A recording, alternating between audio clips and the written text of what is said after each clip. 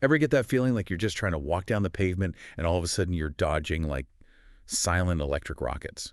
You mean e-scooters and e-bikes? Yeah, those things. It's like a whole new obstacle course out there. We actually got an article from a listener, pretty strong opinions on this whole thing. Oh, yeah. The title alone kind of sets the tone. Why is our country in decline? Just look at the electric death traps on our roads. Wow. Okay, going right for it. Right. And it got us thinking, is there something deeper going on here? Is this just about a few scooters on the sidewalk? Or is it, like the article says, a sign of some kind of bigger problem? Especially when it comes to, safety and all that. Interesting. So this deep dive is going to be a bit more like societal critique than just transport talk then. Well, yeah, that's what we want to explore, right? We want to unpack what this author is really saying about the state of things, why they see these e-scooters and e-bikes as such a big deal, and of course, what people are doing about it policy-wise. Sounds fascinating, actually. I'm all for a bit of deep thinking beyond just the surface stuff. Exactly. So for our listeners who are into this kind of stuff, like understanding how our environment and infrastructure are changing, this one's for you. We want to lay out the arguments, the fears, the whole picture, and let you decide what you think.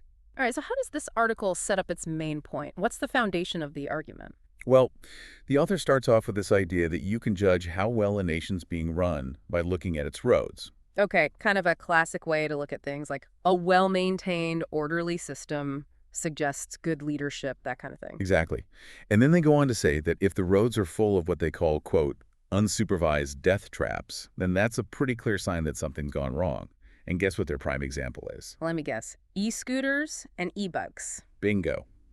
The author's basically saying that Britain is, ceasing to be a well-run place, and these zippy little vehicles are Exhibit A. Bold claim. But they must have some strong reasons for feeling so negatively about these electric machines, as they call them. Oh, they do. The article goes on to say, quote, almost everyone who does not use e-machines agrees that these devices are nasty. Like, there's no holding back on their opinion. So it's more than just a mild annoyance. What specifically are their grievances? Well, they talk about how they're infesting parks and pavements. It's a direct quote. Okay, so it's like a visual blight, too many of them cluttering up the place. Yeah, and then there's the whole issue of them being dumped in ugly heaps, which, besides looking bad, can actually block walkways and stuff. Right, becoming an obstacle, especially for people with mobility issues. And I bet speed is on their list of complaints, too. Oh, absolutely. The author's really concerned about these things just zipping around at excessive speeds, seemingly ignoring speed limits or just the general flow of pedestrian traffic. Yeah, I've definitely seen some close calls out there. Does the article mention anything about people, like, breaking the rules on how to use these things? Oh, yeah, they specifically call out the sight of, two people crammed onto one of those little scooters, especially common around university towns, they say. Huh, so maybe more of an enforcement issue then, too. Like, are the rules clear enough and are they being followed? Well, that seems to be part of the author's point. But then it goes beyond just annoyance and gets into some pretty serious safety concerns. They throw out some numbers. 29 deaths and almost 5,000 injuries from e-scooters between 2020 and 2023. And over 1,400 of those injuries were classed as serious. Wow, those are some sobering statistics. That definitely paints a picture of the potential consequences. And the author doesn't just leave it at statistics. They bring in a real human story, the case of Linda Davis. She was a 71-year-old grandmother who was tragically killed by a teenager riding an e-scooter, and apparently the teen was using a phone at the time of the accident. Oh gosh, that's just awful. Oh. That really drives home the point that these aren't just harmless little gadgets, there are real risks involved. Exactly. And on top of the accidents themselves, the author also brings up the fire risk. Those lithium batteries, they're pretty powerful, and apparently there were over 36 e-scooter fires reported in 2023 alone. Yikes. So we're talking about dangers not just while riding, but also potentially during charging and storage. Right. It's a whole other layer of concern that people might not think about. Now, this next point is where the author takes things in a direction I hadn't really considered before. They start talking about security. Security, like how does that tie into e-scooters and e-bikes? Well, their argument is that because these things are so quiet and fast, they could actually be ideal tools for criminals, bag snatchers and phone thieves, they say. Someone could just silently zoom up, grab something, and disappear before anyone really knows what happened. Huh. Yeah, I hadn't thought about it that way, but it makes sense. It plays into that whole erosion of order and safety that the author keeps coming back to. Exactly. And they even share a personal anecdote.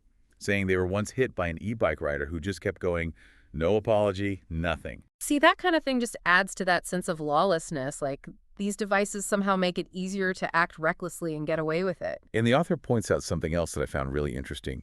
There might actually be a gap in how we track accidents involving e-bikes specifically. Apparently, the Department for Transport doesn't keep national records for those. It's all left to local police forces. So there's no clear national picture of how many accidents are happening, what the trends are, or what the most common causes might be. Right, and the author argues that this lack of data makes it way harder to assess the real safety risks and come up with, sensible regulations or safety measures. Okay, so we've covered why the author dislikes these vehicles so much, but what do they think led to this whole surge in their popularity? Well, they point to technology as a big factor, specifically the development of what they call, quote, astoundingly potent electric motors and smaller, lighter batteries. Basically, the tech has gotten good enough to make these things fast and practical. Right, but technology alone doesn't explain why people are choosing them. True. So the author also brings in some broader societal shifts. They talk about how more and more young people are either choosing not to drive or just can't afford it, and at the same time, public transport in many areas is, shall we say, struggling. So it creates this gap where these alternative forms of transport, e-scooters and e-bikes, start looking pretty appealing. Like they fill a need that's not being met by traditional options. That's the argument, and the author even goes so far as to speculate that maybe, just maybe, there are people in the government who see this as a good thing, like a sort of unintentional solution to these bigger transport problems. Huh, kind of a cynical take, but I can see how they get there. Okay, so let's talk about the policy side of things. What's being done to regulate all of this? Well, that's where the term micromobility comes in. Right. It's basically the umbrella term for these small, often electric vehicles that often get treated differently in the law compared to, say, cars and motorcycles. Makes sense. So what are the specifics in the UK? Well, the big shift came in 2020 when the government announced those e-scooter trials in cities across England. And this is where things get a bit complicated.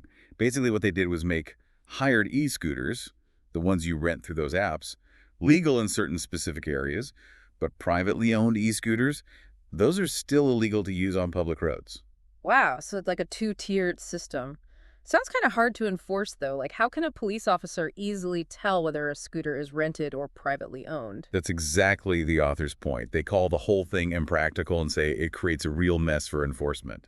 And to make things even more confusing, there was actually an attempt to fully legalize e-scooters in 2022. Oh, so what happened with that? Well, it kind of stalled out because of, changes in government leadership and all that. So as it stands, the legal situation is still, well, a bit of a muddle. Sounds like it.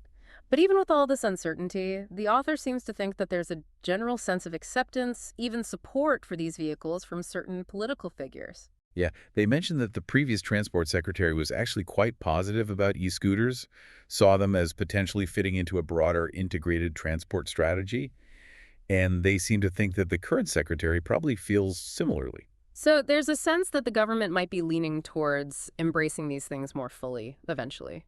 Possibly. And it's not just behind-the-scenes talk. The author mentions a photograph of Labor's deputy leader riding an e-scooter. So, very public endorsement from a high-profile politician. Right, kind of sends a message, doesn't it? So with all this in mind, what's the author's biggest worry? Well, their fear is that all these trends, the growing numbers, the seeming acceptance from politicians, all of it, is leading towards widespread legalization of e-scooters and e-bikes with very few restrictions. And they clearly see that as a bad thing. Oh yeah, they're basically sounding the alarm, saying it'll lead to chaos and danger on the roads.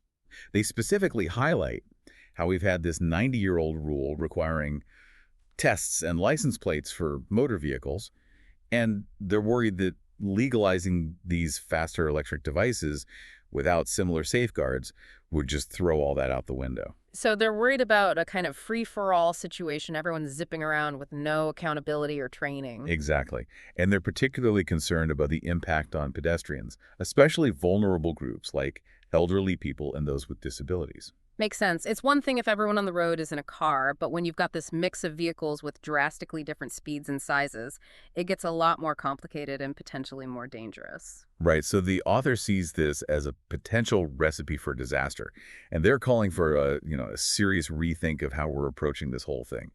They also take a pretty critical look at the motivations behind all the hype around e-scooters and e-bikes. Oh, so they're not buying the whole green transportation Yep. argument. Not entirely. Obviously, they acknowledge that companies making and selling these things have a financial interest in promoting them, but they're more skeptical about the government's role. They're basically questioning how genuinely committed the government is to the environmental benefits that are often touted. So they're digging a bit deeper, looking beyond the surface level claims. What are some of the specific points they raise? Well, they bring up the whole issue of where the electricity to charge these things is actually coming from. They point out that a lot of it is still generated by fossil fuels, so the overall environmental impact might not be as positive as it's often portrayed. Right, so the source of the energy matters. It's not just about switching to electric. Exactly. And then they go on to talk about the environmental costs of manufacturing the vehicles themselves, mining the materials, the whole production process. That all has an impact. And then there's the issue of what happens to them at the end of their life. Can they be easily recycled? That's another point they raise. They're basically saying that the whole life cycle of these things needs to be considered, from the raw materials to disposal, if we're going to have an honest conversation about their environmental impact. It's kind of like those reusable shopping bags, right? Like on the surface, they seem great, but then you have to factor in how much energy and resources go into making them and whether people actually reuse them enough to offset that impact. Exactly. And the author makes another really interesting point. They question whether e-scooters and e-bikes are actually reducing car use as much as people claim. Huh, so what are they saying people are using them for instead? Well, their argument is that a lot of the time, these vehicles are actually replacing walking or journeys people would have made on public transport. So instead of getting people out of their cars, they might actually be discouraging more active forms of travel. That's the concern. And they even link it to public health, saying that if people are opting for these electric scooters instead of walking or cycling, then overall physical activity levels could go down, which obviously has implications for health in the long run. It's a fascinating point. So if it's not really about the environment and it might even be negatively impacting public health, what does the author think is the real driver behind this whole trend? Well, they end the article on a pretty cynical note, suggesting that it all boils down to convenience, maybe even what they call natural laziness. Ouch. So they're saying we're just looking for the easiest, fastest way to get around, even if it comes at a cost to safety and potentially even the environment. That's their take. And their final message is a pretty stark one. They urge readers to, quote, stop this trend before it is too late. Okay, so to sum it all up, this article is basically a warning, a cautionary tale about the dangers of unchecked technological progress and perhaps our own desire for convenience above all else. Exactly. They're saying that the rise of e-scooters and e-bikes, while seemingly just a trend in transportation, actually reflects some much deeper issues, from a decline in public order and safety to questions about the government's priorities and our own individual choices. It's a lot to think about. So for our listeners out there, what are your thoughts? Does this author's perspective resonate with you? Have you noticed similar trends in your own communities? Yeah, we'd love to hear your take on all of this. Do you think these concerns about e-scooters and e-bikes are valid? Or is this just, as some might argue, a case of resistance to change? It's a complex issue for sure, and there are strong opinions on both sides. But even if you don't fully agree with the author's perspective, this article definitely raises some important questions about how we manage our urban spaces, how we integrate new technologies, and what trade-offs we're willing to make in the name of convenience or progress. Because, let's face it, those e-scooters and e-bikes aren't going away anytime soon. So the question is, how do we move forward in a way that prioritizes safety, fairness, and the long-term health of our communities? And ultimately, that responsibility falls on all of us, individuals, policymakers, and everyone in between. Well said. And with that, we'll leave you with a final thought. Imagine, just for a moment, that the author's predictions do come true. What might our cities look and feel like in 5, 10, 20 years? And what role do we want to play in shaping that future? It's definitely worth pondering, isn't it? Because the choices we make today, both individually and collectively, will determine what that future looks like. Thanks for joining us for this deep dive, and until next time, keep those wheels turning.